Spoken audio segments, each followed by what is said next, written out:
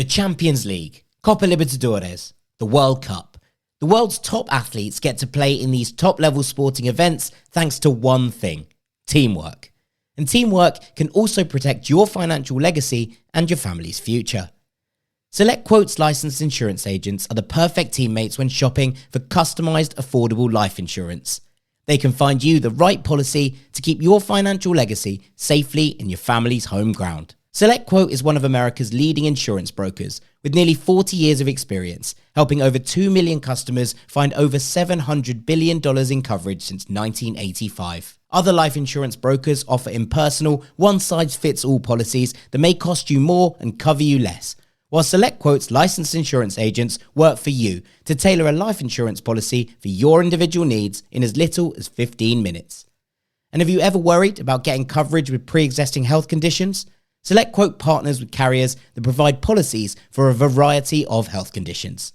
High blood pressure, diabetes, done your ACL? No problem. SelectQuote partners with carriers that can cover those conditions and loads of others. Or, if you don't have any major health issues, they work with carriers that can get you same-day coverage with no medical exam required. Get the right life insurance for you for less at selectquote.com/ranks. Go to selectquote.com/ranks today to get started. That's selectquote.com/ranks. There are a lot of reasons some people choose cannabis. Whether you're tapping into your creative side or just trying to relax, the one thing weed won't do is make it any more safe or legal to drive afterwards.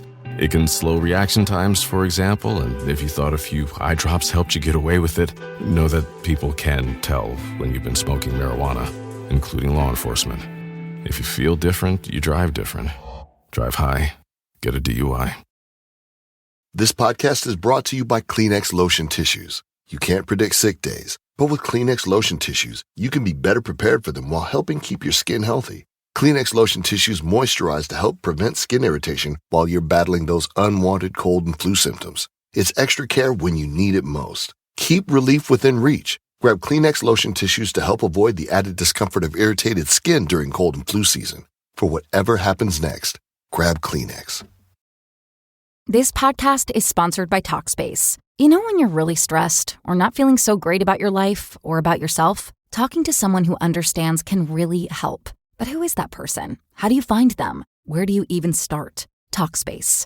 Talkspace makes it easy to get the support you need. With Talkspace, you can go online, answer a few questions about your preferences, and be matched with a therapist. And because you'll meet your therapist online, you don't have to take time off work or arrange childcare. You'll meet on your schedule, wherever you feel most at ease. If you're depressed, stressed, struggling with a relationship, or if you want some counseling for you and your partner, or just need a little extra one-on-one support, Talkspace is here for you. Plus, Talkspace works with most major insurers, and most insured members have a $0 copay. No insurance? No problem. Now get $80 off of your first month with promo code SPACE80 when you go to Talkspace.com. Match with a licensed therapist today at Talkspace.com. Save $80 with code SPACE80 at Talkspace.com.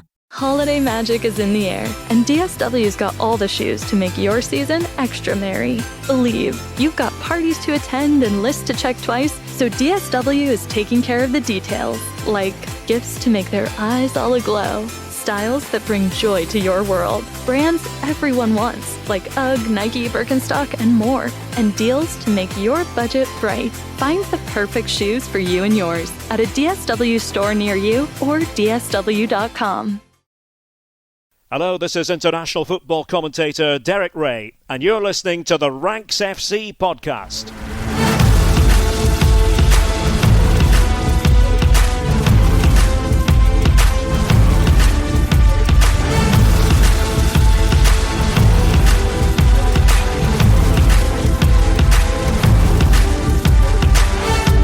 Hello, Rank Squad, and welcome to Ranks FC. It's your favourite football podcast, your favourite transatlantic football podcast. My name's Jack Collins, and I'll be your host today. And joining me across the water, it's Mr. Dean Jones, all the way from San Diego. How you doing, mate? Hello, mate. Yeah, I'm very good, thank you. Obviously we're all gearing up towards Christmas, aren't we? Obviously, it's still sunny and warm. Very confusing when you see Christmas trees around. It's all right in the evenings when it gets a bit chilly and dark, but in the daytime... You're on the beach. Yeah, I'm very bemused by all the Santa stuff. Very new. I don't think I've ever been away for Christmas, so this is going to be something new for me. But yeah, been a busy day of work, mate. And just as we were gearing up for this podcast, yeah, out of the blue, really, Rashford's come up with these comments. So I know it's things we love. And I guess in a way, I do love that we've got a massive story to report on here that's fresh and new. I'm not sure I love the whole narrative around it and how we've got here. But for Marcus Rashford to come out in this moment, I think this has to be how we lead the show. Yeah, agreed. We're going to talk about some transfer gambles in the main segment. And I'm really excited about hearing what you've got to say about this one. I love it when these episodes come around. We feel like we're doing 1-on-1 at the moment, which is lots of fun. Yeah, yeah. And I'm the really transfers... excited. Well, look, these two topics will probably be related, so this player will probably crop up in both segments. But I will do the main ranking after the break when we get there. But it will be ranking transfer gambles that could pay off and kind of save the seasons of teams, but also potentially turn around some seasons for players as well. But yeah, let's start with Rashford, mate. It's what everyone's going to be talking about this morning and probably in the days to come as we wait to see what the future holds for him at Man United, whether he's playing in that Tottenham game, whether he plays in the next game for Man United, how many more games he does play for Man United, whether he scores another goal for Man United. Obviously, he was left out of the squad completely for that Man City game. And Amorim, I thought he dealt with it well. I think that he said it's not a disciplinary thing. Next week, the next game, everyone's fighting for their places again. It all starts again. But this is so key what he said. What is important is the performance in training, the performance in game, the way you dress, the way you eat, the way you engage with teammates and push teammates. Okay, so the clues there. The clues are all there, right? This isn't just about performance. This is about how you conduct yourself.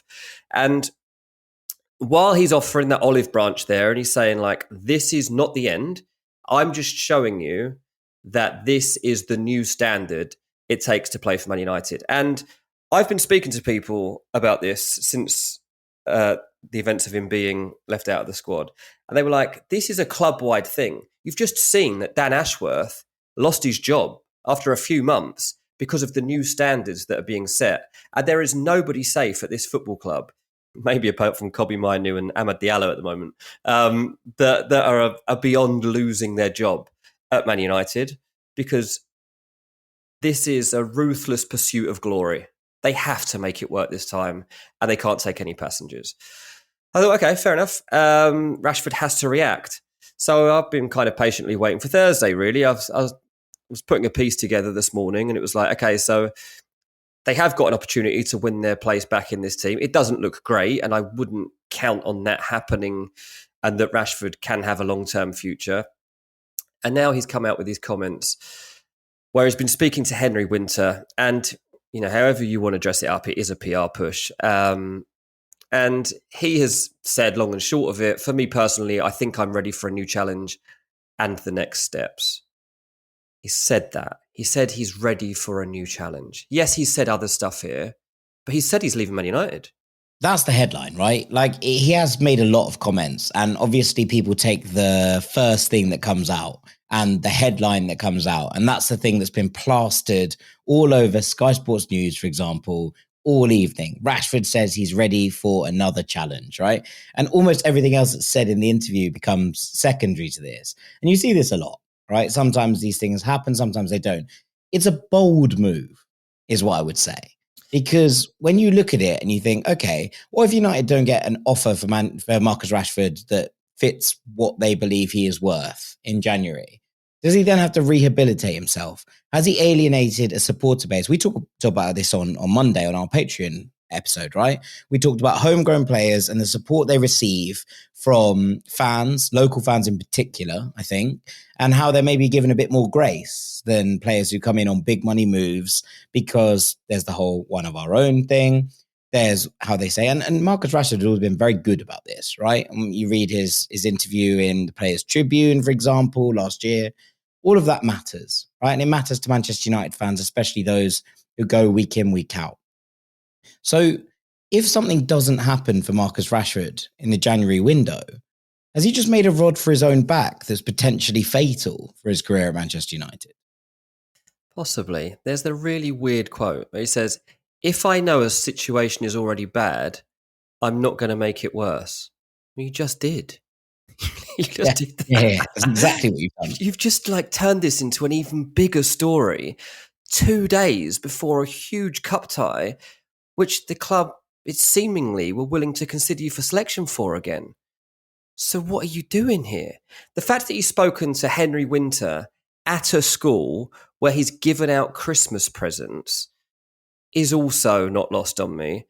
Henry Winter, I've known for a long time. I'm not saying I'm a close friend of his, but I've been a journalist for 20 years, and when I was on the newspaper beat, I would come across him all the time. I would work alongside him, like in the press box or in a press conference. I would speak to him. One of the nicest men in football. We'd pass around quotes, whatever, and you chat. And Henry Winter's a lovely guy, and I think he's probably the perfect guy that could have interviewed him in this moment. It's no coincidence that they've been careful about who they've selected to do this interview.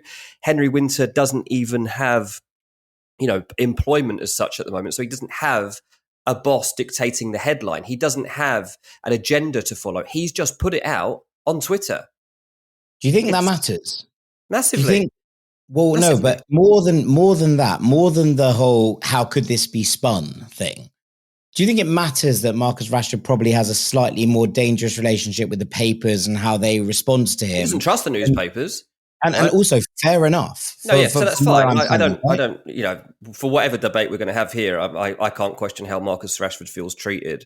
Like, that's none of my bit. Like, he can have his own feelings. No, but I can understand exactly why he would feel a little bit perturbed about giving this interview to a newspaper. Yeah, I don't think he's going to sit down with the Sun and open his heart at the moment. No, but even generally, even if you gave this to, respected publications, Guardian, The Athletic, like places where you actually look and you think, okay, I read that and I believe what they say on a regular basis, right? But actually how he feels that his perception has been shaped, molded, whatever that is, it's not lost on me that he's given it to someone who isn't affiliated with a major news outlet right now compared to how it could have gone down in other quarters.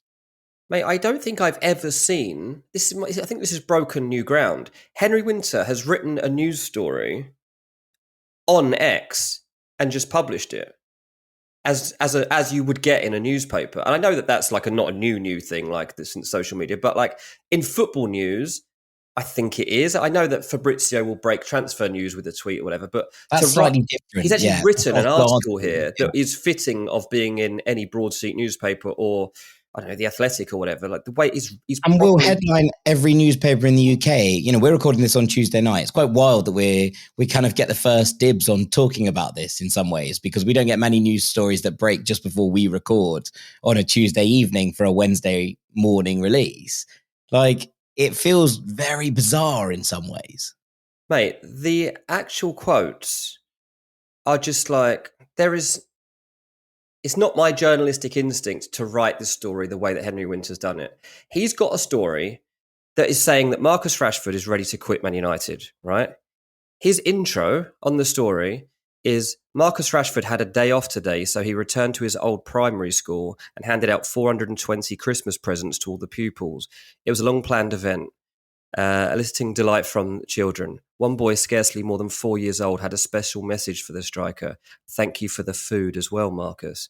That wouldn't be my intro on a story when Marcus Rashford says he's quitting Man United, and that's why they're giving him. That's why they're giving him the keys to Rashford. You are ultimately, and harking back to your roots, a newspaper journalist, and that's not to say Henry isn't, right? Like there is obviously that element. It's a very friendly way in to remind you that Marcus Rashford is a nice person, and we're going back to COVID again here. That's never changed, right? I've never ever doubted that. But we're going back to the same thing, and Rashford being nice to children is nothing to do with whether he's worthy of being considered as a top-level footballer anymore. Anyway, so we're getting away from it a little bit. Marcus Rashford has now turned this into a bigger story, and I don't know what he expects to happen from here. I don't know what can happen from here. I feel like he's running away from the place that should be his haven. And maybe that's because he doesn't feel the love. But it even says in this piece from Henry about And by the way, I'm not digging Henry out at all for the way he's written it, because I totally understand, and that would have been the kind of way that they wanted it written. That's fine. But, he talks in there, Henry's seen some of the abuse he's got on social media. And of course, like, that would have burned into Rashford's brain. Like, every time he plays badly for Man United, he's getting all these messages talking about his performances. Unfortunately, like, that's going to happen now wherever he plays, right? That's not going to change unless he goes to Barcelona and scores 50 goals next season or something, right? So that's difficult.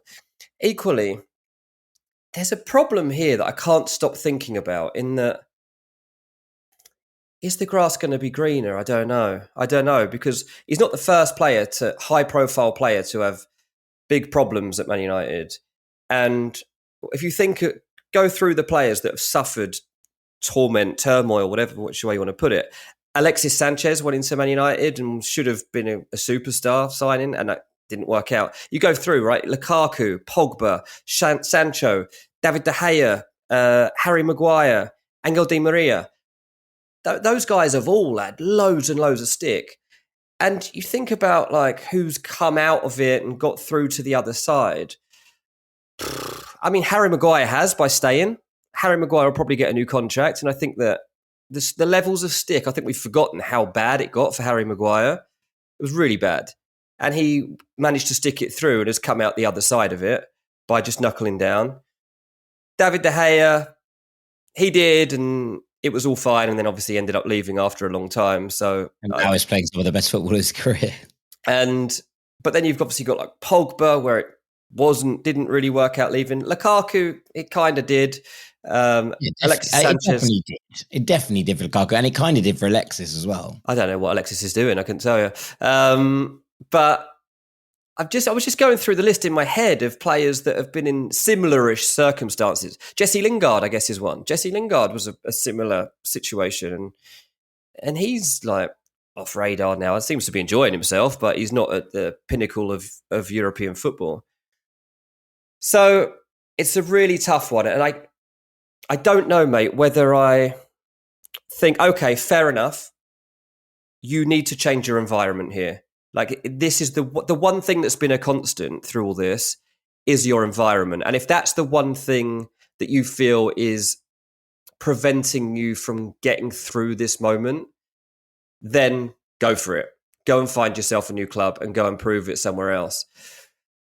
I just can't help but feel there's no other fan base, particularly inside a stadium. I'm not talking about a social media fan base. I'm talking about, like, the fans that actually are there and you can actually hear week on week that are going to back him like this. And unfortunately for Rashford, when you do look back across his goal contributions from the last few seasons, there's not really much there to defend him. In 21-22, he scored 5 goals. In 22-23, he got 30 goals. The following season, he got 8 goals. Now he's on 7 goals. Like, I thought he was pretty impressive. It was impressive, but it's not a trend, is it? Like, that's a one season wonder, and it's a hard one because I don't want to dislike Rashford. I don't dislike Rashford, but I do dislike this situation we're suddenly in because it feels now he can't stay at the club. I don't think that's true because we've seen loads of players. Granit Xhaka once, like, literally was, like, taking on his own fans inside the stadium and managed to see out another couple of years. We were there and everyone was very sad when he left. And look, he performed afterwards and that's fine. And look, there are other bits in this and I think that's important, right? The whole, like, will he always be a red? Yes, 100%, and that's fine, right? And all of that matters. But like I said, fight for it. This is the only thing you've ever aspired to do. Where do you think you're going to go? Maybe the envelope's gone a little bit too far here in terms of where it's at. And I do find it interesting, right? Because you're looking at it and thinking, Manchester United are not going to sell Marcus Rashford on the cheap, right?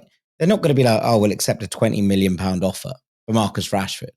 That's not going to happen. There's no world in which that exists, right? And so if, you've already said multiple times, and look, maybe the market has changed and maybe City needing to spend actually domino affects the entire market and lots more clubs have lots more money. Maybe it doesn't. But if that offer doesn't come in, then Marcus Rashford is going to have to do minimum 4 or 5 months more at Manchester United. And look, that shouldn't be a problem. But when you make this kind of statement quite boldly, like, it almost suggests that he knows the offer is coming. And that makes me a bit confused because I'm not 100% sure I know where it's coming from.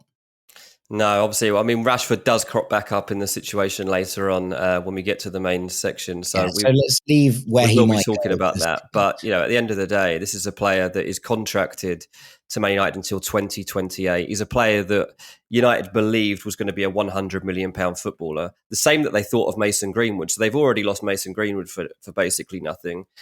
Can't let Marcus Rashford go for basically nothing, because when you're weighing up your club assets, like, you have values on players that are kind of balanced against the books of everything else. And obviously he earns like 300 odd grand a week. These things aren't lost on United. Obviously they want, at this point, they'd love that wage gone from the wage bill because it will give them a chance to do something new with this attack. But in Rashford and Garnacho, they are Man United's most talented two attackers, right? And maybe they are. No, they are. They're just not showing it. They are. And well, no. but I'll take that about Rashford. I won't take it about Garnacho, but that's a separate debate.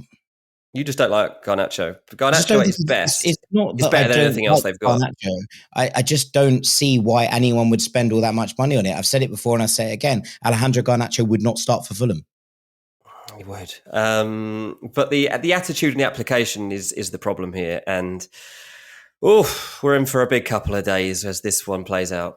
Yeah, it's going to be very, very exciting. Very exciting. I want to get on to this main story, but seeing as we started with things we love, I did just want to mention another transfer story that I actually think is perfect, in that Liverpool are linked with Milos Kerkez. And I'm sure Bournemouth fans listening to this will be like, leave him alone. We don't want him going anywhere because he's absolutely brilliant. And I'm sure that the most skeptical of our listeners will think, well, you're just saying that so they don't sign Anthony Robinson. And there is an element of that, although I don't think FSG will go and spend a big amount of money on a player who's 27 years old. But I love the Kerkez link for Liverpool. I think it's absolutely perfect. We spent a lot of time on Monday discussing about Andy Robertson and where he actually ends up and what his role in this squad is. Is he finished? I don't think so, for what it's worth. But I do think that Liverpool need to have a serious think about bringing in someone who's going to challenge and potentially then succeed Andy Robertson. And that link to Milos Kerkez, I saw it and I smiled and I was like, yeah, what they've done there is nailed it in terms of the profile they're looking at. There's been some really interesting things for Kerkez. Now, there was an interview with him very recently where he basically said some interesting things about, his game and whatever.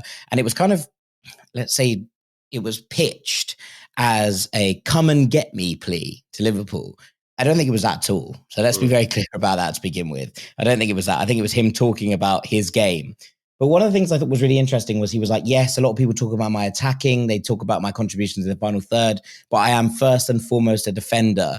And one of the things I love doing most is my one-on-one defending. And I was like, oh, this kid's got something quite special. Now, I've been a Kerkez fan for a long time, and regular and long-term listeners to this podcast will know that at RZ, I was like, someone's going to come in here and bring in a very, very, very good left back. And Bournemouth made that jump and they've been rewarded. It didn't happen immediately, but about 6 months into his career, I thought that Kerkez had really found his feet in the Premier League. And I think what we're seeing this season is a player who has a lot more growth to happen and who potentially, I think, could be one of the best left backs in the Premier League in a year's time, maybe 2 years' time. Now, when Liverpool bought Andy Robertson from Hull, there was a lot of skepticism about that move and where he was. He'd had a good season, but they were also buying him from a team who had been relegated. There were question marks over whether he'd be able to translate that into a top team. Those question marks were answered very, very definitively by Andy Robertson's spell at Liverpool. And he has been, for my money, the best left back in the Premier League for some time. That feels like it's fading a little bit. And I don't think it's the end of Andy Robertson, but I think it is time for Liverpool to really have a think about bringing someone in who is going to be that long-term successor, but also can kind of work his way into the team right now. And I just saw that link to Kerkez and I thought that is perfect. It's smart recruitment. It's all of the things that Liverpool are looking for in a left back. He already is someone on Arne Slott's radar because they would have been in the Eredivisie at the same time, and that RZ side were challengers to Arne Slott's Feyenoord for a couple of years. And I think that when you look at some transfer stories, you can't really make head nor tail of it. But when I see that link from Kerkez to Liverpool, I am looking at it and thinking, I don't feel that there's many links and many fits that work better. And so I just wanted to bring it up and mention it briefly, because I think that that is the kind of move that Liverpool should be exactly looking at. And it feels like one of those ones that just has upsides on every single department. Bournemouth will make a big profit on him. Liverpool will get a left back who could be their next left back for the next 10 years. And everyone here is looking at this and thinking, yeah, that makes sense from all capacities, all departments. I'm really pleased when stories like this happen. I like certain transfers because they feel like they tick every single box for both teams. And for me, this is one of those. Yeah, it's well, you just don't want Liverpool to sign Anthony Robinson, is what it really is. But it's. But I don't think they will, and I don't think they would. I don't think they'd spend that money on a player of his age profile. Do you want to replace a 30-year-old Andy Robertson with a 27-year-old Anthony Robinson, even if he's absolutely brilliant? That's not the FSG model. That's not how they operate. Whereas Kirkes, I think, is probably been the second best left back in the Premier League this season behind Robinson, and has a far bigger runway, a far bigger trajectory. Look, someone is going to sign Anthony Robinson. I make no bones about that. And it will be incredibly sad to see him go, but I would love to see him reach the very top of the game, because he's been absolutely brilliant for Fulham for a number of years. But I don't think that that is the Liverpool move. Yeah, I mean, look, Liverpool sources, I'll say, are playing down the idea that they sign anyone at the moment in January. So we'll have to wait to see what actually happens. I did a transfer guide for Give Me Sport 2 weeks ago, and I said in that, there's various positions to look at here: centre back, left back, centre mid, potentially even an attack. But where is this going to come out in the wash?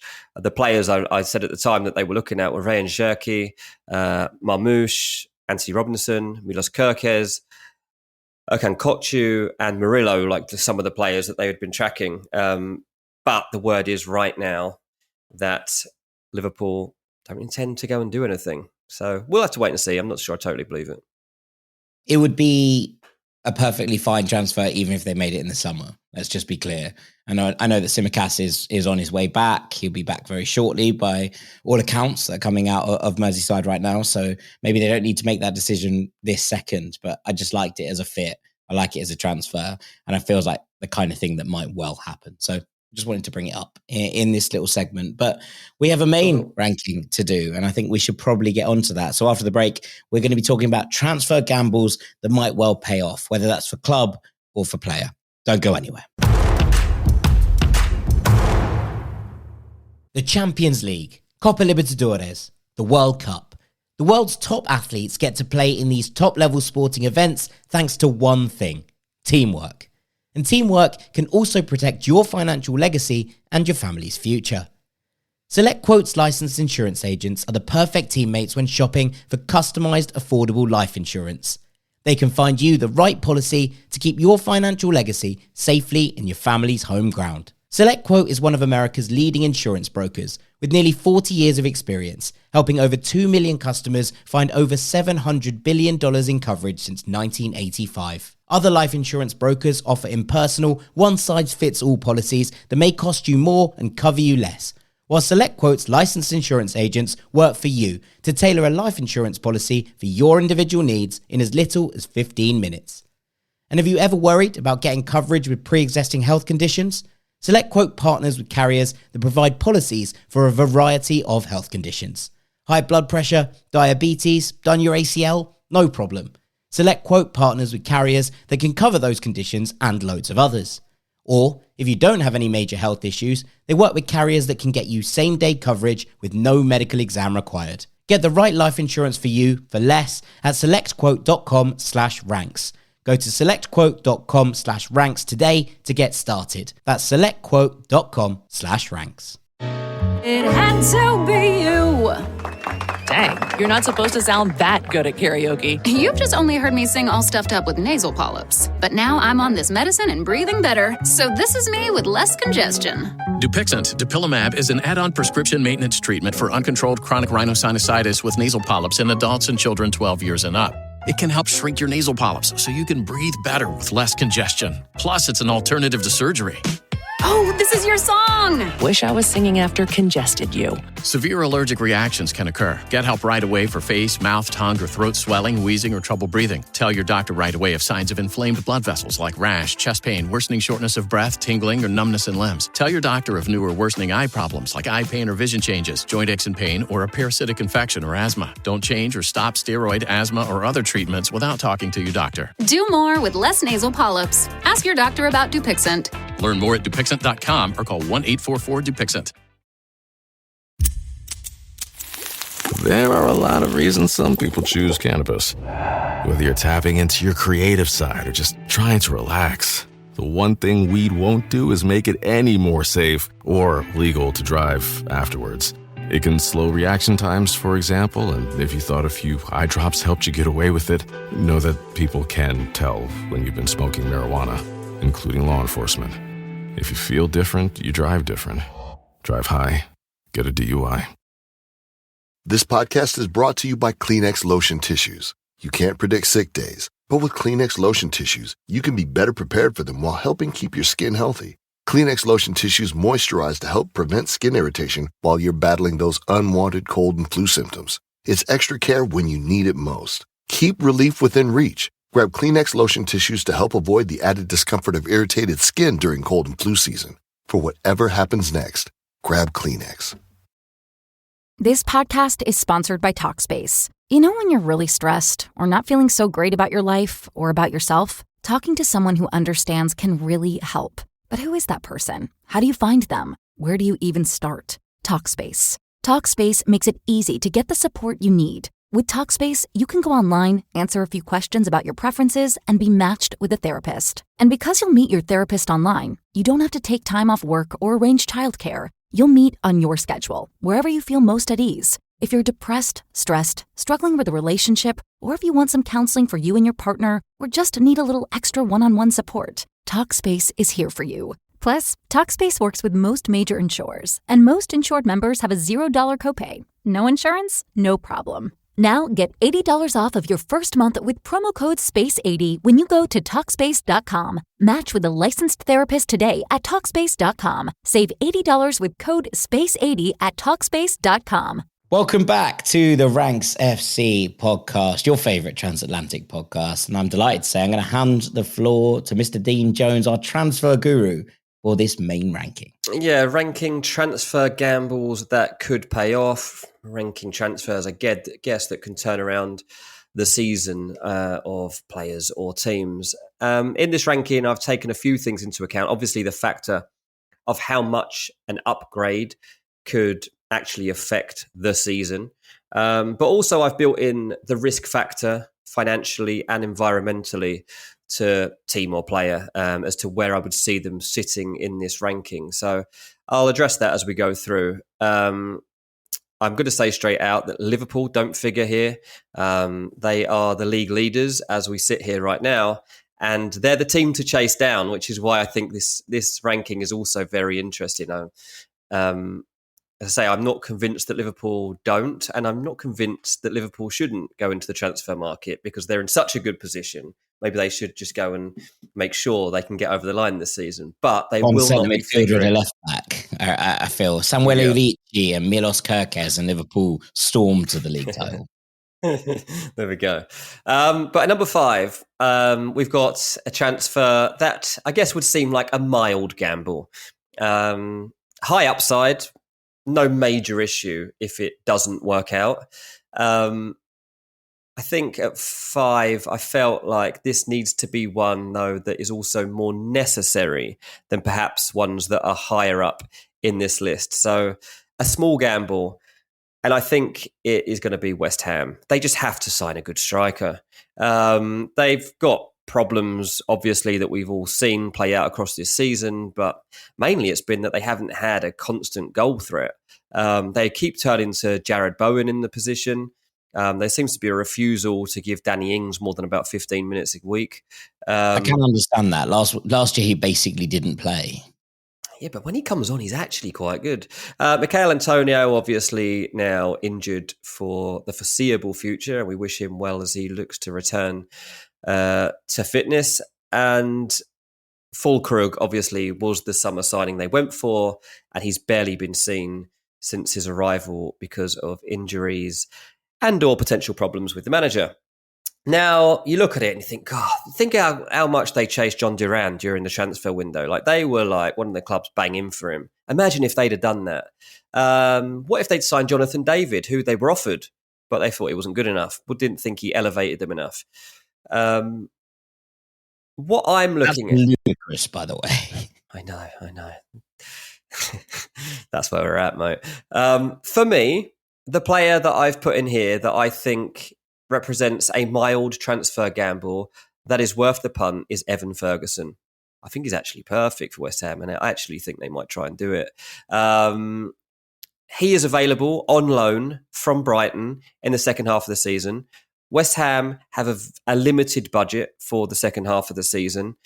And at the moment, Evan Ferguson, when you're looking at links, it's looking like Leicester or Everton or Southampton go to West Ham.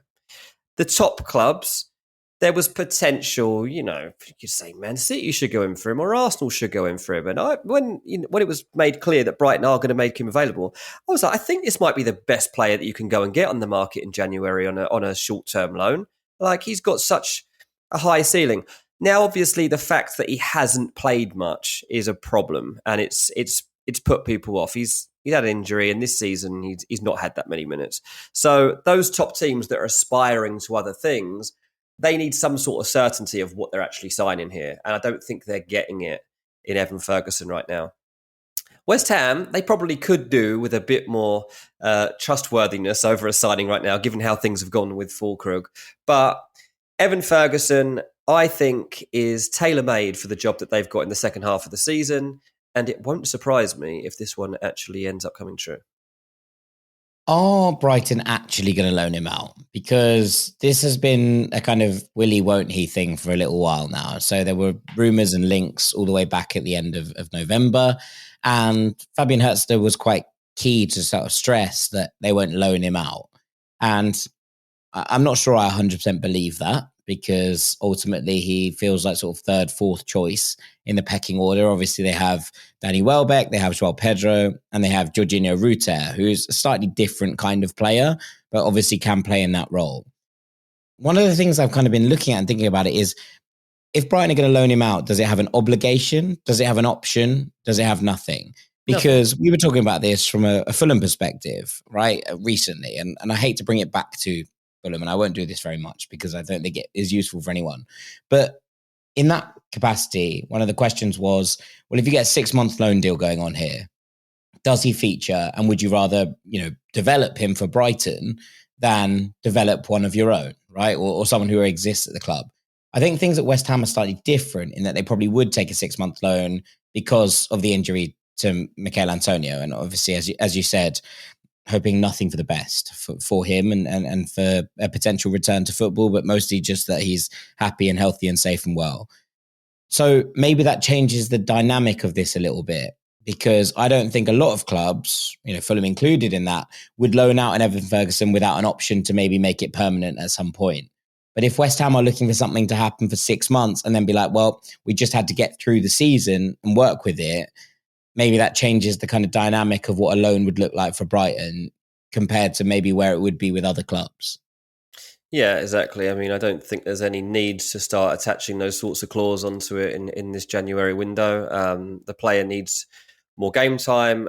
Brighton seem set to carry on playing without him. They've got other options, and unless they were to suffer injuries, I couldn't see that they would need him extensively across this season. He's got a contract that runs until 2029. So again, like, if you were going to attach a clause, don't forget, Evan Ferguson was being talked about as £100 million footballer not that long ago when he was playing the goals. He's only 20 years old. I just can't see that there would be any clauses attached. But yeah, West Ham, I do believe we'll look at this one, and then we'll get a better idea of whether he is attainable. And I think he might be.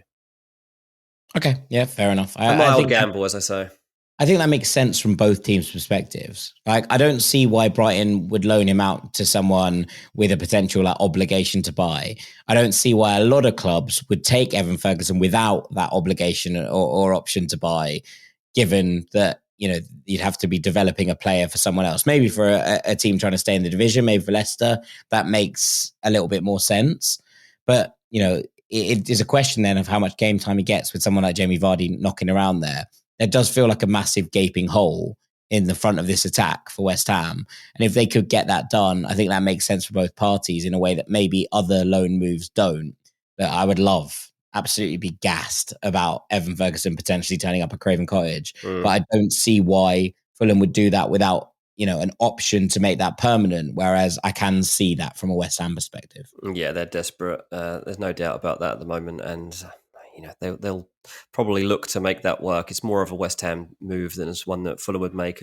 Fulham got burned a little bit last year on Brozier as well, who they got in and then he barely played, did he? So it's not a million miles away from that potentially happening. Anyway, number 4, I've gone for a mid-tier gamble. And by this, I've looked at finding a proven player that no one has gone for yet as a top club, but could have big upside because of his undoubted qualities. I was looking at Arsenal here, and I thought, this is what a team like Arsenal need, just a mid-tier gamble, because we keep being told they're not creative enough and they're not scoring enough goals, and defensively, they're so solid, they barely concede goals, they're only giving up 2 shots a game. They have the defensive stabilities to be in the title race, but they're just not scoring enough. And if they don't get a corner, you're wondering where it's coming from. So we're told. It's Evan Ferguson. It's not going to be Evan Ferguson, though he has been linked.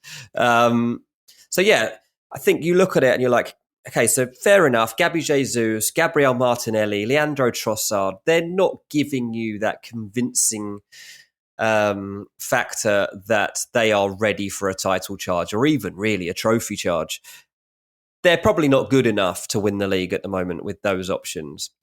So let's step it up a little bit, Arsenal. Let's think outside the box. What can we do? Obviously, they were linked with Victor Osimhen quite heavily in the summer. I think that one's probably a bit above a mid-tier gamble, and it's also going to be a pretty high amount of money in order to get him in this transfer window, which doesn't sound very Arsenal. And then you've got 2 players that I think are gettable, and for different reasons. One we've just spoken about, Marcus Rashford, I think comes into the equation now. And the other one is Alexander Isak. And I think I give the nod to Alexander Isak. I think Alex Isak, this is the time to go for him. He should not be gettable. He shouldn't be. But I'm told he is. I'm told that Newcastle are just not settled right now. There is a vulnerability about that squad whereby a few of their top players might be gettable when they shouldn't be. And this guy is one of them. Should have signed a new contract by now. Hasn't. Alex Isak earns somewhere around 100 grand a week. I'm not even sure it's as high as 100 grand a week from what some people tell me. Marcus Rashford, meanwhile, earns 3 times that amount and inconsistent to say the least.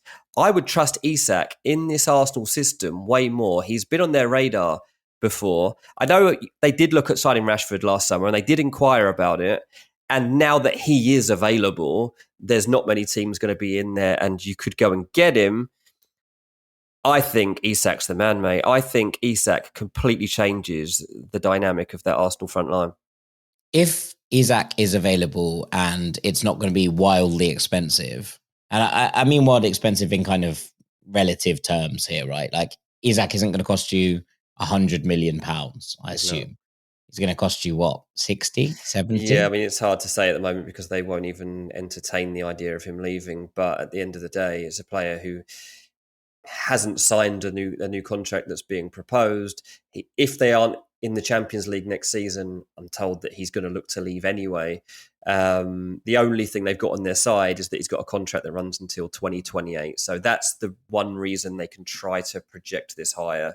But it's not going to be £100 million now. It's an interesting one. I kind of love to see Marcus Rashford at Arsenal just to see what happens.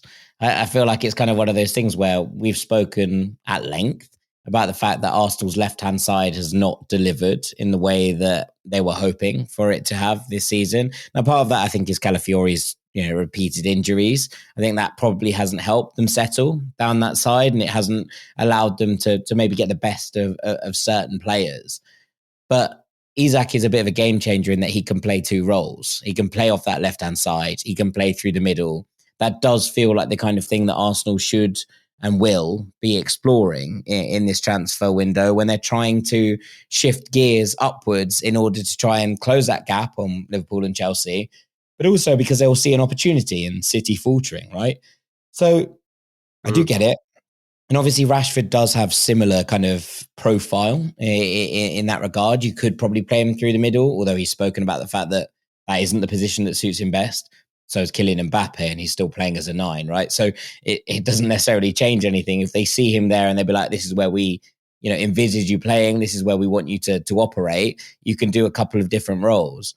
But Isak feels like the kind of player who maybe needs that jump, whereas I have a kind of slightly different idea in terms of where Marcus Rashford is I kind of struggle seeing him anywhere else in England right now, whereas I think that Isak, I can see that. Yeah. I just see Rashford as being a little bit Raheem Sterling. Arsenal have already got Sterling. I didn't even mention him there. I should have. It's the same sort of situation, isn't it? Whereby you've got a good player on your hands, but for whatever reason, you're not seeing it. And I don't think you need. I don't think you need two players that are capable yet incapable of doing more or less the same things on the same flank, even. And that's why I would give the nod to Isak. You can use him out wide. I think you're better off using him through the middle, but you can use him out wide as well. I actually always quite liked Alex Isak off the left wing. Yeah, a lot of people do. Yeah. It's one of those like weird performance-y things. And some strikers, and I talked about Jonathan David about this, I don't really like seeing Jonathan David playing off the left. Isak, I think, has more of a kind of natural fit in that role, especially if your striker is someone like a Kai Havertz. Yeah. Right? Especially if your number 9 is a facilitator rather than a natural-born goal scorer. That does often work for wingers who like to cut inside and make things happen. You only have to look back to Roberto Firmino and what he did for Liverpool, for Sadio Mane and Mohamed Salah, to understand that ultimately a player in that kind of mould can get the best out of goal-scoring wide forwards. I think Isak can do a little bit of both. And we've seen, multiple players, Mane, Salah in particular, in this example, playing through the middle at times, and it hasn't necessarily been as good as when they've been there with a facilitating forward. And you go back to Karim Benzema at Real Madrid, and you think the same for Gareth Bale and Cristiano Ronaldo. Those things can happen and they can work. I do quite like it as a fit, and Newcastle fans won't enjoy that, right? And obviously they want to keep hold of their best players, but there remain question marks, even after that big win at the weekend over Leicester, over whether this side are going to be challenging, not just for Europe next year, but the Champions League, as you say, which is where a lot of these players see themselves challenging and see themselves kind of being at that level of competition.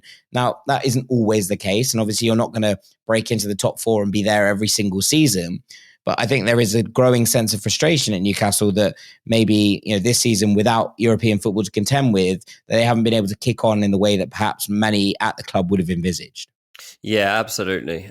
Just a reminder, we are talking here about ranking transfer gambles that could pay off. So we're saying this isn't something to necessarily expect, but we're trying to look at situations that not only open up the transfer window, but open up people's seasons to make them more capable of doing better things. And I think that can't be any doubt that signing Alex Isak could improve Arsenal's chances of success across this season. Because at the moment, to me, they feel like a team that's just going to fall short on every stage. Maybe they can win the FA Cup, something like that. But, that's ultimately not what they are striving for at the moment. They want that Champions League or that Premier League title to really make a statement. And I think that this is the move that starts to get them there. At number 3, I've gone for one that is more a financial risk because technically they can't afford to do it, so they say. Yet they're signing an undeniable talent that is absolutely imperative for the team to improve. And at number 3, I have gone here for Manchester United, and the player that I think they need is Alphonso Davies. So, look, this is a bit of a stretch, but the interest is there. The main problem, as I say, in terms of the financial risk, is that Alphonso Davies would want 240 grand a week, something like that. United don't seem likely to go down that path in January with the type of spending that they've got lined up. Yet at the same time, they are prioritising a left back because the balance of this team is off. We're seeing on the right side of United's play, particularly when Amad Diallo's there, that they've got a bit of verve about them, that creativity is there. We're not seeing any of that on the left side because they haven't got a player that is capable of doing it. Imagine Alphonso Davies in an Amorim team able to balance out that dynamic play that they want to see. Imagine having like a player that has this status arrive at the club. So, yes, there are big finances attached to this. And at the moment, there's obviously been a lot of will they, won't they around which club comes in for Alphonso Davies or whether he even ends up staying. But I think that Man United should be looking at this in terms of pushing the boat out. This does completely change what this team is capable of in the second half of the season. Yeah, I agree. I think it's the kind of move that is a statement move. And in a week, where we've talked a lot about Marcus Rashford and there's been a lot of headlines about Manchester United. And there was a discussion, right, about whether this system fits this Manchester United squad. I think that a lot of this system does. I think the centre-backs are in a good place. I think this suits Andre Onana, although it's going to take a little bit of time for him to get used to playing that kind of style again. I think that the midfield duo, or first choice duo of Manuel Ugarte and Kobbie Mainoo feels like a really nice fit. I think that Bruno being able to play, the kind of Pedro Gonçalves role between a 10 and an 8 at times is a nice fit. I think there's a couple of players, especially in the front line, Rasmus Højlund, who are going to fit really nicely, and Amad Diallo's been brilliant, right? So a lot of this team fits, but the wing backs feel like an area that they have to upgrade, and they have to upgrade fast. And if they are going to challenge, it's not going to be immediate. I'm not suggesting that Manchester United are going to have this storming back half of the season that means that they qualify for the Champions League or anything like that. But I do think that upgrading the wing backs in an Amorim system feels like the most obvious way to push yourselves up the table, to push yourselves into a team that are capable of dealing damage out in certain areas, it becoming a team that feels a little bit more cohesive. And a statement signing like this, left wing back, would be something quite remarkable, I think, for Manchester United at this point, especially when you consider where they've been for so long. Yes, there have been trophies along the way, but Manchester United's trajectory over the last 10 years, basically, has been one sort of weirdly downward spiral, and that they haven't been able to kind of announce themselves with these big statement signings. I think Amorim coming in changes that a little bit. I'm not saying, United are back, I'm not doing any of those things, but I think that this is the first step on a path to recovery, and you get quite quickly further along that path by upgrading your wing backs to the point where you are actually able to do and carry out the instructions that Amorim wants from those kind of players. Yeah, look, the level of pay needed here would make him the fourth highest paid member of the team. But when you consider who would be above him, it's Casemiro, Rashford, and Mason Mount. Well, Rashford, as we've just discussed, is likely to be gone in the next 6 months. Casemiro will probably go at the end of the season. Mason Mount, you're left with for now. But outside of that, even in January, you've got them looking to offload Christian Eriksen, who probably will go. That's 150 grand a week you're saving. And they're going to try to get rid of Anthony. They're trying to play him into some sort of form at the moment. And actually, it's showing some signs of life, which means that his 200 grand a week could be got off the books for a bit. Suddenly, if you can do that, then that's when you start to open things up. And maybe something like this is possible. But Alphonso Davies, total game changer. Man United look like a different team if you've got someone like him in there. I do think that whatever the weather, whether it's Davies or not, they will look to sign someone at left wing back. Well, it'll be someone like Alvaro Fernandez, who they can activate the buyback clause, right? Yes, they can have a buyback, and by all accounts, I haven't watched Benfica, but by all accounts, having a very good season. It's been very good, yeah, very, very good. So there are deals like that. They're linked with like Gutierrez sometimes. Nori gets linked. Milos Kerkez Also gets a linked. very, very good player, Miguel Gutierrez. I thought was excellent against Liverpool in the Champions League the other week. He's someone that has kind of sparked my interest a little bit, and I've been watching him. He's not been as good this season as last season, but equally, Girona haven't been as good as they were last season, and you have to kind of take their changes and the amount of players they lost into account when you're trying to examine the entire team. I really like him. I think he's a very, very good player. And if they go and make one of those moves, it gives you a little bit of breathing space. Now, whether you can sign an Alphonso Davies in the summer when he becomes a free agent or not, I think is a slightly different question, because there is a growing sense at Bayern, I think, that he might end up staying. Real Madrid have been interested, but that seemed to cool a little bit. There are big names who will be after Alphonso Davies. So I'm not suggesting that if they left this 6 months, they would be front runners for it. But you can almost gamble on someone cheaper and then kind of work your way into that conversation down the line, because ultimately I think United need two. They don't have two left wing backs at this point. They're going to need them if they want to continue to play in European competition. It's something that we saw at Sporting, that Amorim did rotate those wing backs because they're asked to do an awful lot in this system. Signing someone who'd be relatively cheap, and that Alvaro Fernandez Carreras release clause or buyback clause isn't hugely expensive, wouldn't be a silly move, even if you were to then convince Alphonso Davies to join as first choice left wing back. Yeah, less of a gamble for sure. Let's go on to number 2. This one I've got as a gamble whereby you're testing the boundaries. You're really pushing what you're capable of here. Push the budget to the limit and also move out of your comfort zone at the same time in order to do so. It's Chelsea, because this is exactly where they sit.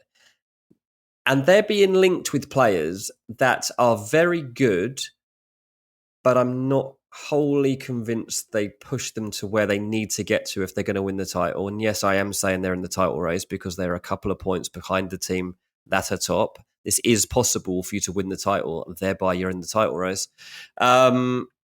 So the two positions I'm going to say they need to gamble in are centre-back and striker. I know most people will be, what about a goalkeeper? And I'm not saying that I'm a huge Robert Sanchez fan. I'm just saying that if they can only do two here, I would actually leave the goalkeeper and I'd fix the defence and get another striker in. And if we're looking at that, then you think of the players they're being linked with. It's the likes of Zabani at Bournemouth as the centre-back, and perhaps a Liam Delap as the striker. Both good, right? I'm not putting these two players down, and actually both fit the profiling of Chelsea, okay, and things like that in terms of what we've seen them do in the past. But forget the profiles, forget all this development. They took the under-25 rule too far, and actually, since last year, when they started adding more established players, they've been able to elevate this squad to quicker and faster and further than they have been previously. And I don't think they realised how far they could come so fast. And now they're seeing the benefits of adding top-tier proven elite players, like even just talking Sancho, Pedro Neto, whoever, Joao Felix when he plays. But those types of players are changing everything. So rather than going for Zabani and Liam Delap, go Mark Gahey and Victor Osimhen. That's what I think I would do. Now, I know Mark Gahey hasn't been in the form of his life, but he's been at Chelsea previously. I think I'd have him personally at the moment above Zabani. I think that the settling in would be easier. I think he'd be a really good fit for that Chelsea defence. And we know he's gettable. We know that you can get him out of Crystal Palace at the right price. We know he had his head turned a little bit even by Newcastle in the summer. So he's gettable in January. As much as Crystal Palace wouldn't want to sell him, you can go and get Mark Gahey. And he's a big improvement on what you've already got in there. And then Victor Osimhen's the game changer. Yes, it's going to cost you 75 million euros to trigger the release. But go and do it. Go and have some fun with this £1 billion that you've already spent. Go and try and win the league. You don't know when it's going to come around again. Yeah, look, maybe Chelsea are here for the next 10 years and they're going to be competing for the title every season. Plausible, given what Maresca's managed to do in about 3 or 4 months. But Nicholas Jackson, as far as he's come in the last year, and he's come a long way, and I no longer make fun of this guy because the improvement has been vast. He's not an out-and-out typical striker, and I think they could still benefit from having that world-class focal point of the attack. And if you're going to gamble, if you're going to go and win a title, if you're going to have some fun in the January transfer window, you go and sign Victor Osimhen. If you offered me these two things and I was the Chelsea board, I would sign Zabarnyi and Delap. That's why they'll go wrong, because that wouldn't win you the league. But I actually think that you have to think about it in a more... You think Liam Delap's going to win you the league? Well, I think that Nicholas Jackson is on course to be one of the best strikers in the Premier League. I think what we've seen from over the course of 2024 suggests that the lessons have been learned, that he has grown every week, and now you want to stick someone else in his development path. I don't think so. Not as far as I'm concerned. I think what he's done already this season has been pretty remarkable. I think he's been pretty good for the whole of 2024, to be honest, which is why I didn't put him on my most improved players list the other week. I thought the back end of the last season, he looked pretty good. I don't think you want to stick someone in the path right now of Nicholas Jackson, because week on week he is growing. And if you buy a Victor Osimhen, suddenly Jackson's game time, he goes to the Conference League squad, I'm afraid. Like, that's where it is. That's where Osimhen is right now. And that's the capacity you've got. I think that's a dangerous move from Chelsea's capacity. And I've kind of been with you on all of these. This is the first one I'm like, I wouldn't do that if I was Chelsea. Gay, maybe. Fair enough. Like, although, to be honest, I think Zabarnyi has a higher ceiling than Mark Gay, and I think that will turn out to be a better player. Although I would suggest you're right on that Gay is probably the more impressive profile to come in right now, and bringing back a former Cobham lad probably does endear you a little bit more to the Chelsea fan base. But I think that if I was looking at bringing in a striker to back up Nicholas Jackson, which is what I would be looking at if I was Chelsea, I think you want someone with a completely different profile to Nicholas Jackson. And I think Liam Delap, in that regard, feels like a more kind of sensible move. Now, that isn't going to happen. Let's just be clear. Delap signed for Ipswich in the summer. He's not going to go anywhere in January. He's going to be part of that relegation fight until the day it's done. And whether he moves next summer or not is going to be dependent on whether Ipswich stay up or not. I don't think he's going to go anywhere. But if you offered me that decision, as where Chelsea are right now, considering their business model, considering all of it, I'll go Delap and Zabarnyi. Well, this is why it's a gamble, mate. This is what you've got to do to win leagues, and what you've just described isn't going to win Chelsea the league, unfortunately. That's what this element is about. Like, I'm not saying this is the safer route. This is going to get the best out of Nicholas Jackson. I'm saying I don't care about Nicholas Jackson right now. If Chelsea are going to win the league, they get a better goal scorer. That's literally what I'm saying, and that would work. I get it. It's a gamble. I get it. And I don't know that they can even spend this much money. Obviously, like, we are being hypothetical here in these rankings, but it's not impossible. And I was speaking to someone the other day about Chelsea and investment, and I know that there's a temptation to do something big. And I don't know if that's Osimhen. I don't know if that's Mark Gahey. But I know they're starting to get that twitch in their fingers where they want to just press the button and send someone an email of offering someone some stupid money for a player. They can't resist it. This is what Chelsea do. Like, they've done it over the last 3-4 transfer windows. To be honest, like, they've done it. Silly money, right? They've done this for longer than that, mate. This has been part of the DNA for a long time, and it's won them a lot of things, right? So I'm not knocking it from this point, but I'm saying that when Chelsea kind of moved out of this, they've just got to a point in this model where it's starting to find some success. I think that this is a gamble that I wouldn't take. That's my argument. My argument is not that this isn't a gamble. Of course it is. My argument is that you've just got to a point where it feels like everything is starting to be in motion, and this is a short-term gamble that might end up in long-term pain. I probably wouldn't do it. I probably wouldn't hit the button on it.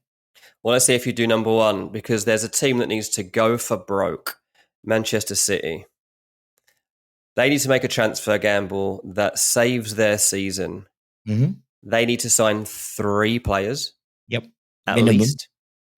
And the 3 players I've got listed that I think they will go for are Bruno Guimaraes, Martin Zubimendi, and Randal Kolo Muani. Okay.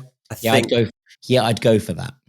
I think when you consider the state of this team right now, and I've been told that City are going to go big in 2025, like they're going to spend some serious money again to make sure they don't disappear, make sure they don't fall off the cliff. Right back as well, though, mate. Yeah, but I don't think they'll do that. I don't think they're going to I don't think they're going to go into those positions. I think personally, if they were going to do a defender, they should do a left back, move Gvardiol back inside, and just go from there. But the midfield is the priority. They are 100% going to sign at least one midfielder. They will possibly do two. Zubimendi has a release clause. You can trigger it. You can get him. And Bruno Guimaraes is also gettable. The clause I don't think is active at 100 million anymore. I think you can get him a bit cheaper than that. And if you suddenly had those two as midfield options, and it was early in the window, which they're also going to try to do, by the way, they're going to try and put these signings in place by the latest they want is second week of the January transfer window. And then you're like, right, Haaland needs some backup. Kolo Muani is literally waiting for a club. And I'm not saying that Kolo Muani is definitely the answer to their problems, given that he hasn't played that much and he can be a bit sporadic. But there's not many players you're going to get of his caliber that are available on loan to just go and sign. And I think I would be biting their hand off for that one, to be honest. And there's definitely they've been made aware of his availability by intermediaries and they're interested. Let's just leave it at that for now. To see those three players come in the first 2 weeks of January just starts to change things. At the same time as players are getting their fitness back, you can stop using the players finally that have been letting you down week after week. Give some players legs a rest like Gundogan and use them as they were supposed to be used in the first place. And you might have the chance of a fight back. You might have the chance of a trophy. And then you can begin the big overhaul that then comes in the summer when you go and sign a goalkeeper and a left back and a right back and a left winger and a right winger and another striker or whatever you decide to do, because they're going to go big. And I don't really have much doubts that City, I don't even know if they see it as a gamble, to be honest, to go and spend big money. I think that they just now see it as something that's almost imperative to making sure that they retain status as one of Europe's top clubs. Yeah, I mean, look, what we've talked about with City over the last couple of weeks is, where what they need. And what they need is energy in this midfield. So I think that there are question marks, and Bruno would definitely bring that. Whether they'll sell him or not, Newcastle is a different Newcastle fans are going to hate me right now, by the way. Yeah, I was going to say. Isak and Guimaraes in the last half hour. Yeah, exactly. You've really gone for Newcastle in this episode. I mean, if I was Manchester City, I'd be testing Inter on Nicola Bonella. Right? Like that's where I'd be going. I'd be like, okay, we need to bring in a player who is up there with the best of the world in this position. We need someone who's going to bring that energy, bring that kind of dynamism. I would be looking at that as a move. I'd be like, let's go and actually test the waters on Barella. I don't think that Inter would sell, right? I think it would be difficult. But then again, I don't think that Newcastle will sell Bruno Guimaraes. So you kind of come to that point, you're thinking, well, who would move at this point? Where could you actually bring someone in? I mean, they should have gone into that conversation for Joao Neves last summer. And I said that at the time, and I'll say it again now. I feel like they've really missed out on one, and PSG have quietly built probably the best young midfield in world football, right? So there is that. Obviously, Claudio Echeverri is coming in from River Plate, but a slightly more attacking profile than perhaps what you need here in someone who's able to go both ways and get amongst it in that regard. So there's quite a lot of kind of difficulty in trying to work out exactly what they want. Again, I said this about Liverpool, but if I was City, I'll be going in for Samuel Erici. I think he's a wonderful player. I think he's going to be one of those players that's the future of this Italian national team. I think if you could get one of the two midfielders that you're talking about and then one of these, then I think you're laughing. My only question mark is, do you want a player who can feature in a couple more positions than just centre forward in order to try and back up Erling Haaland, but not necessarily frustrate said player when you're in that space? So, and when Haaland is fit and firing and working all cylinders, do you want someone who can play like an Isak we talked about with Arsenal earlier, who can, make that happen in multiple roles? In which case, and I know there have been Liverpool links, but Omar Marmoush makes far more sense for City than Liverpool from where I'm standing right now in general. That feels like the kind of move that they might be able to pull off. And I think that makes more sense for me than buying a kind of out-and-out number 9 who can't play anywhere else. Because ultimately that player is going to be frustrated when Erling Haaland is playing. And we've talked about this before. Erling Haaland wants to come out of his career with a better than goal a game ratio. Now, whether that's possible or not is a different question, but you're looking at someone who can really only play one position with Kolo Muani, and that doesn't make him a bad player. I think he's a good player. I think PSG overpaid for him, but he's a good player. But he clearly isn't wanted there. And Gonzalo Ramos come back in and walk straight back into the team, considering that Lucho hasn't played a number 9 whilst he's been injured. He's been playing Kang-in Lee as a false 9. That probably suggests more than anything to Kolo Muani that it's time for him to go. And I think that there are definitely clubs that should take a gamble on Kolo Muani. I'm just not 100% sure that City is the one I would put him at. I don't think they've got many choices to go to. I think that's one of the main things.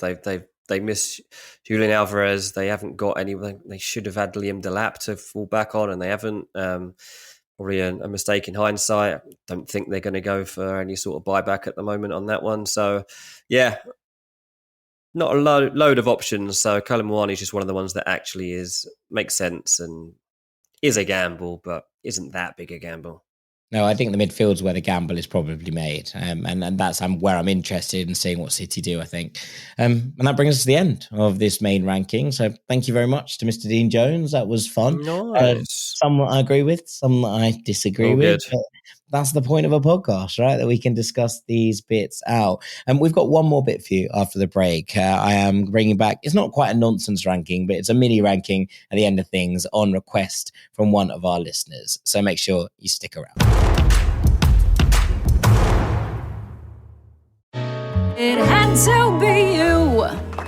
Dang, you're not supposed to sound that good at karaoke. You've just only heard me sing all stuffed up with nasal polyps. But now I'm on this medicine and breathing better, so this is me with less congestion. Dupixent, dupilumab, is an add-on prescription maintenance treatment for uncontrolled chronic rhinosinusitis with nasal polyps in adults and children 12 years and up.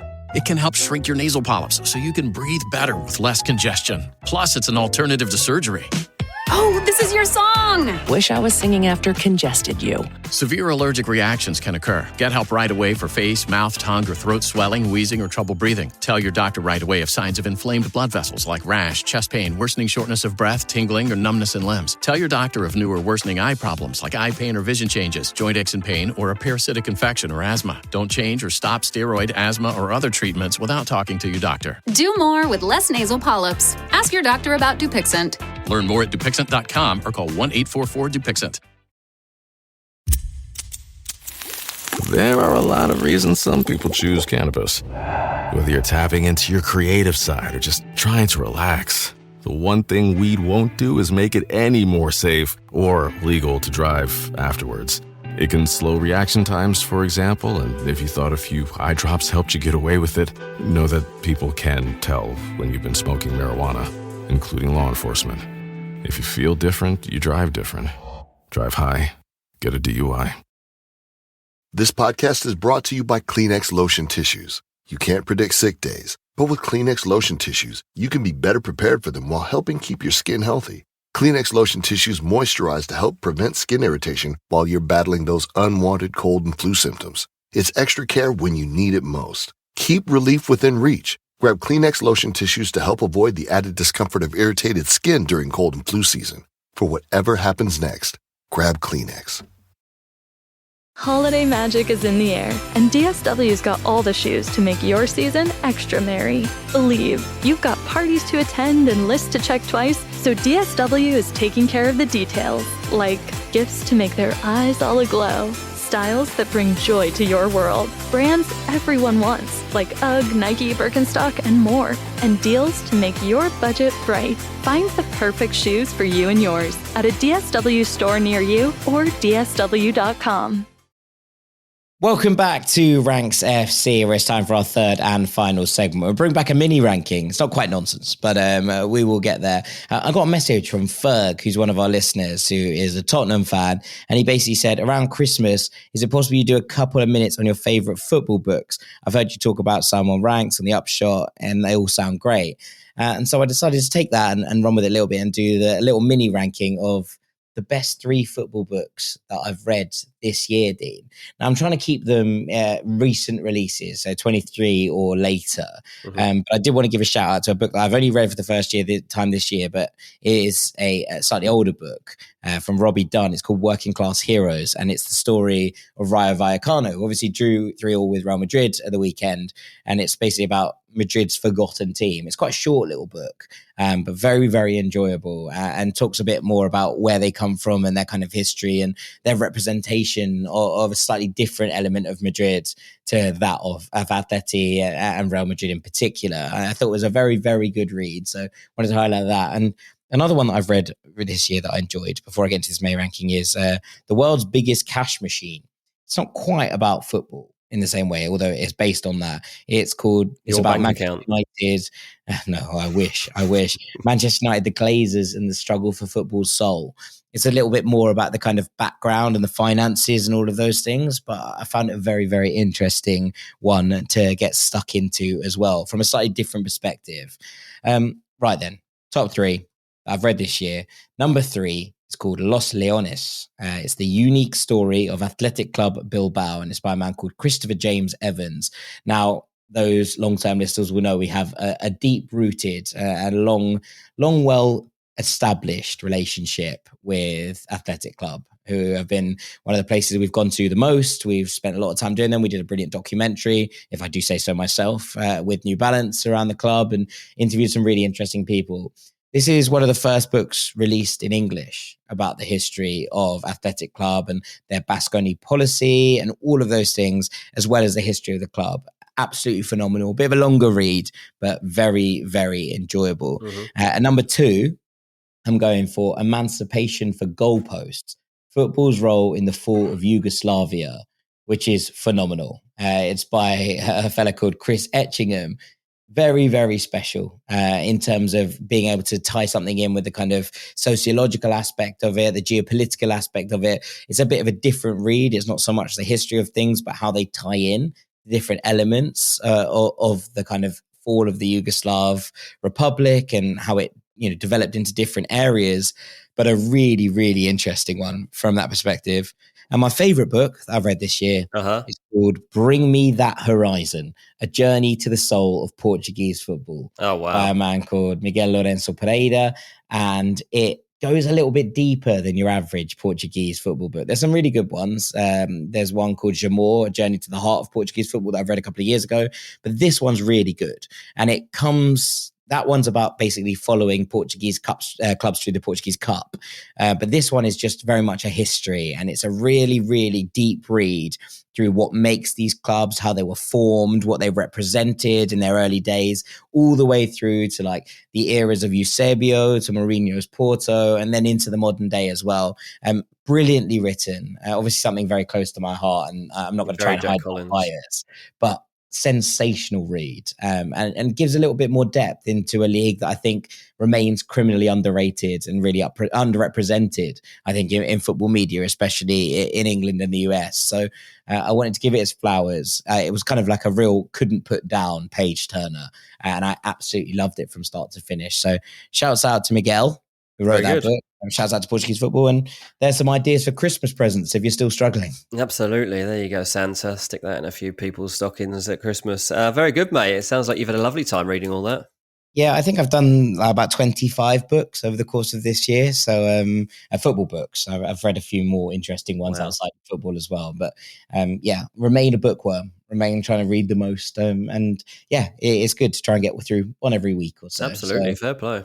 I love it. Absolutely love it. And thank you to Ferg for that question. So wanted to just finish this episode with that. And with that, it's probably time for us to call it a day. So all that's left for me to do is say thank you very, very much to Mr. Dean Jones. Cheers, mate. Brilliant main ranking today, mate. Very, very much enjoyed it. I've been Jack Collins. This has been the Ranks FC podcast. The Truth will be back on Friday, where the boys have left the Premier League. They're going to be talking about Atalanta and whether they are genuine contenders to win the Scudetto this season in Serie A. Very, very exciting. It was a great fun. And I was quite lively in the course of that episode. Stepped out of my producer chair a little bit to contribute to the conversation. So very much enjoyed. Make sure you tuned into that on Friday. We'll be back next week as ever with a very special Christmas episode. But till then, thank you so much for listening, and we'll see you all very shortly. Take it easy, gang. Peace. Next. Hey, it smells so good in here. Yep, that'd be the coffee. I know. It's just I've had nasal polyps for so long. Now I'm on this medicine and my congestion and breathing are much better. Dupixent, dupilumab, is an add-on prescription maintenance treatment for uncontrolled chronic rhinosinusitis with nasal polyps in adults and children 12 years and up. It can help shrink your nasal polyps so you can breathe better with less congestion. I'm pretty jazzed about it. Plus, I don't want another surgery, and now I might not need one. So, what can I get you? Oh, medium coffee, please. Severe allergic reactions can occur. Get help right away for face, mouth, tongue, or throat swelling, wheezing, or trouble breathing. Tell your doctor right away if signs of inflamed blood vessels like rash, chest pain, worsening shortness of breath, tingling, or numbness in limbs. Tell your doctor of new or worsening eye problems like eye pain or vision changes, joint aches and pain, or a parasitic infection or asthma. Don't change or stop steroid, asthma, or other treatments without talking to your doctor. Do more with less nasal polyps. Ask your doctor about Dupixent. Learn more at Dupixent.com or call 1-844-DUPIXENT. There are a lot of reasons some people choose cannabis. Whether you're tapping into your creative side or just trying to relax, the one thing weed won't do is make it any more safe or legal to drive afterwards.